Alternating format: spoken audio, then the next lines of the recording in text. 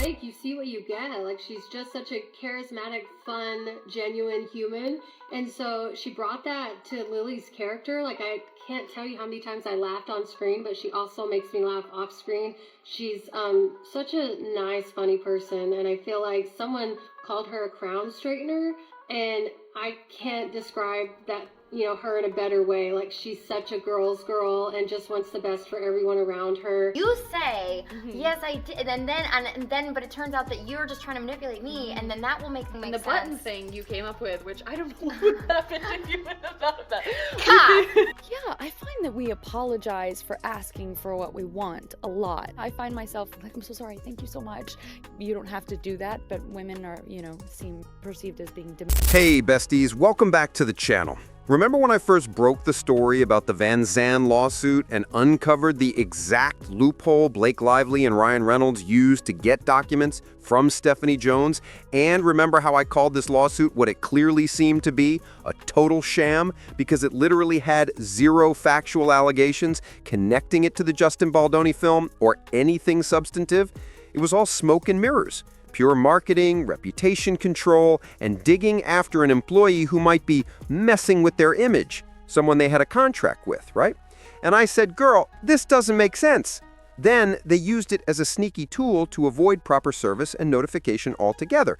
And do you remember how Blake Lively's team acted like this was totally standard, that it wasn't a dodge and that they were just using it for discovery purposes, making all the outrage around Van Zandt feel like a big nothing burger?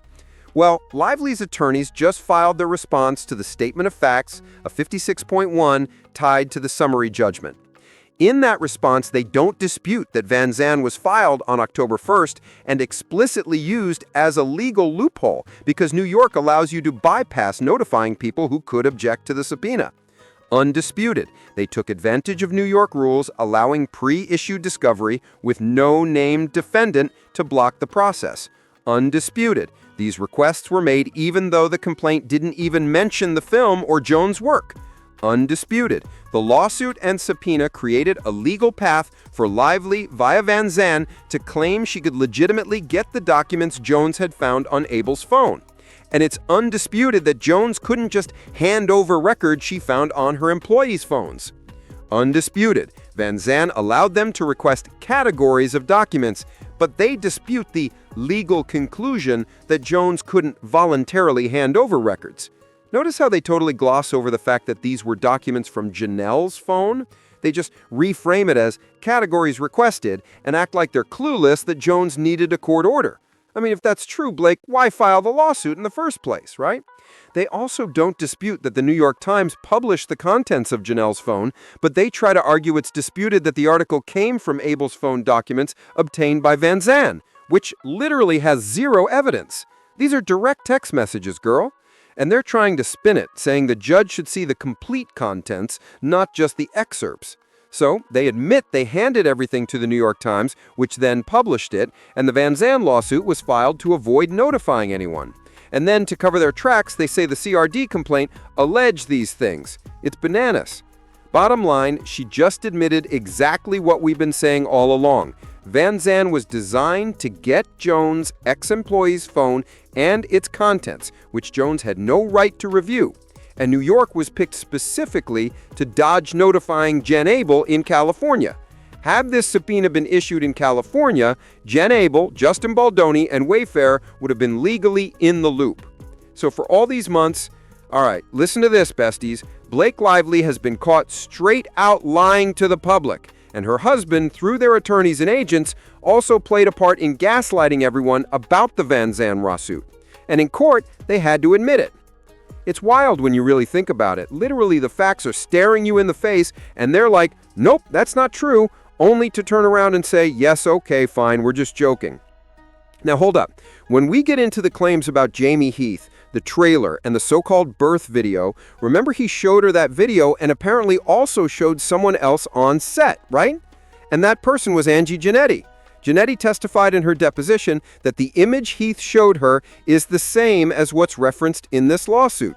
It's all about the birth-themed video that Blake keeps calling porn, and spoiler alert, it's completely redacted. But her response, not redacted. They dispute that Heath showed Jannetty the image, but only to the extent that it was the same material Heath showed Lively. Jannetty doesn't even know if it was the exact same video Blake saw. Like, girl, what are the odds Jamie shows two completely different videos on set to Angie and Blake?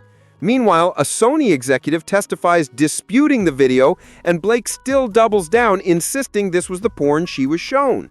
Which, by the way, isn't porn. And don't forget her so-called 17-point agreement that she claims counts as her protected activity. Remember that? She says this letter, where she supposedly informed Wayfair about sexual harassment she endured, counts as her protected activity. And by at least November 9th or 10th, 2023, Wayfair allegedly had notice not to delete records. But get this, Lively's email didn't even mention sexual harassment or discrimination, nor did it make any claims that anything at that level had occurred. Undisputed, the document reflects the exact quoted language in the first sentence. Disputed, the second sentence, only to suggest she had to use specific buzzwords like sexual harassment or discrimination, or that she hadn't made any claims rising to that level. So apparently, now sexual harassment and discrimination are just buzzwords in her world. Let me be real, those aren't buzzwords. Buzzwords are trendy, overused corporate phrases, not real experiences of harassment or assault. Like, girl, have you ever been sexually harassed, assaulted? Yeah, me too, and it's beyond offensive to label that a buzzword. It's wild that her attorneys actually wrote that. Feels like something Ryan Reynolds would sarcastically joke about. And here's the kicker. She never contacted HR. Not Sony, not Wayfair. Undisputed, she admits she didn't. So her claim of protected activity totally falls apart because she never filed a formal complaint. And that whole Jamie Heath trailer thing? She doesn't dispute letting him in, but disputes whether he turned around at any point, which matches his account the whole time. It's incredible. Faced with facts, she can't dispute them. It's no different than the birth scene situation with Angie. Honestly, Blake Lively seems to be the queen of alternative facts. Remember, in August 2024, Baldoni himself praised Lively in the press, saying she's ready to act and maybe not direct the sequel. Undisputed. All right, besties, here's where it gets really messy. Disputed that Blake's comment can even be called positive when the public immediately tied it to rumors that she and Ryan Reynolds were trying to take over scripts or make edits.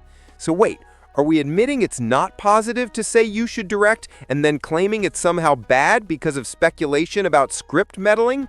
Girl, alternative facts are alive and well when it comes to Shasti Flaw and that infamous New York Times video they kept dragging around as evidence. Remember back in 2016, during the Cafe Society interview, when Blake was allegedly rude to Shasti, saying, "Congratulations on your little bump"? They tried to claim that because Shasti once supported Johnny Depp, she must be friends with Melissa Nathan, and somehow Melissa Nathan orchestrated the video drop. Well, surprise, no evidence supports that at all. The little bump video is genuine, undisputed, and the defendants had zero contact with the reporter. So one of the biggest pillars of their case just evaporates. This video was supposedly the spark for a whole avalanche of negative coverage about Blake. And now, she admits she has no evidence for that claim. Pull one lie here, another unravels, and another, and that's exactly why people don't trust her story. Shasti always said it straight. I don't believe her because she lied about me. And that's what we've been saying all along. Now, leading up to the film's edits and premiere, they barely dispute anything. Ryan running around planting stories? Undisputed. The WME call? Undisputed. And then they decided to unredact something Wayfair had redacted. Lively's been brilliantly choreographing this, like she's masterminding it all to block him from the premiere. WME believed this was a full-on plan from day one to take over the film.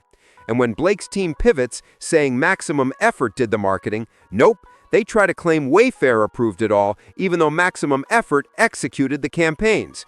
There are so many contradictions in this filing, it's no wonder their summary junction motion is falling apart. They claim $160 million in damages, but the contract won't support it and they can't argue the terms. So on one hand, they demand the contract be enforced, citing California law, but on the other, they try to collect damages the contract forbids. Because she can't link any planted stories to Shasti's video, and she admits the Van Zandt stuff, what's her excuse for the smear campaign? She claims it's because Wayfair amplified content supporting Gustin, which supposedly pushed negative stories about her. Her logic? Boosting Justin's positive coverage made her look bad, which somehow triggered an algorithmic backlash. But girl, that's not how algorithms work. Just because Justin gets good PR doesn't mean negative videos about Blake magically appear. And then she tries to say they suppressed content about Justin? Yeah, okay, here's the tea, besties. We're talking two totally different search terms, Justin and Blake. Blake has a much bigger audience, so naturally her backlash is going to be bigger too. And let's be clear, she does not have a smear campaign. Nope, that's not a smear campaign, period. Justin's team is boosting